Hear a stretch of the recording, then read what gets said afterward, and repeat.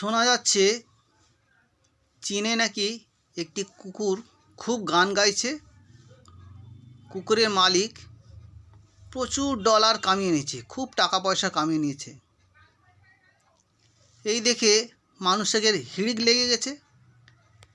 এবার যে যা পাচ্ছে রাস্তায় লেলি কুত্তা ডাল কুত্তা সবাই ঘরে ঢুকিয়ে নিচ্ছে, কেন গান শেখাবে। সেদিনকার আমি দেখি এক দাদু চাদরের তলায় মিয়াও বিড়ালের গোনা শোনা যাচ্ছে। আমি বললাম, ও দাদু, আরে আপনার চাদরের তলায় বিড়ালের আওয়াজ শোনা যাচ্ছে কেন?